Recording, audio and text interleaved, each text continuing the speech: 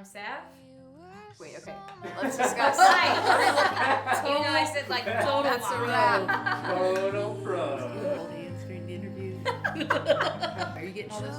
The woman who, if I remember right, we met because this is early on when people were just starting to live stream shows, and I did a show for Club Passim, and it seemed like everything went wrong. And Cindy from Club Passim said, well, I can hook you up with Sav, who knows a lot about streaming, and she can help you with that. And you did. Yeah. It was great, and that's the first time we met. Yeah, and I remember on that call, like towards the end of the call, I was like, I'm just gonna ask her like if she wants to do a timeout show, because we've been doing a lot of live streaming timeout shows, like kind of in the round with 4 or 5 songwriters that we really admired. I was like, Kim would be so good on it. So I asked, and you were like, yeah, anytime. I was like, whoa, that just happened. Sav was like really jazzed about that first call because we were all like living together in the attic, and Sav was in the other room. She's like, guys, I just had a Zoom call with Kim Richey. And then after that first time out show, I asked if you wanted to write a song, and you said yes, and it was surreal, and now here we are. It's kind of mind-blowing. I think the co-write with you was maybe like our second co-write over Zoom. My second as well, too. Oh, Yeah. wow.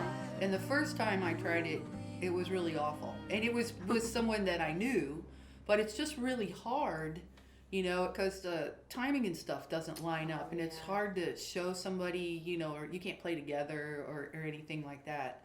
So, yeah, I don't know.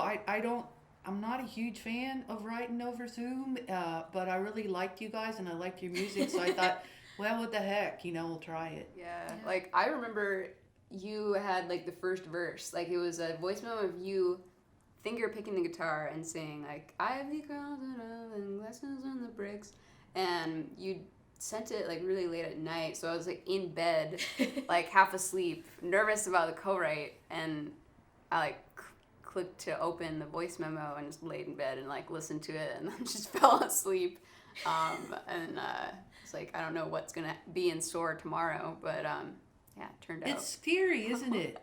I mean, I've written with people, for years and years now, and every time it's scary, especially when you don't know the person. And so it's always good to have a little, have something to bring, so you're not just there staring at each other and your head going, I don't know anything, I can't think of anything, zzz, over and over again.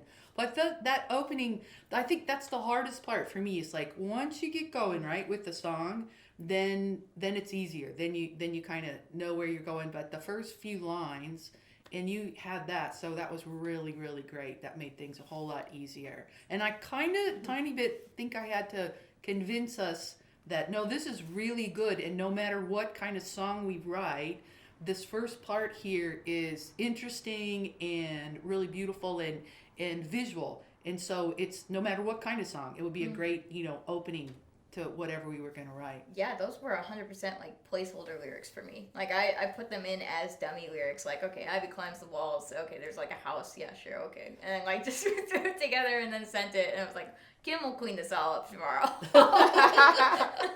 But when you played that for me, when we were there, I thought, that kind of took my anxiety level down a little bit. I thought, okay, this is good. These guys really are. This is going to be good. It's going to be fun.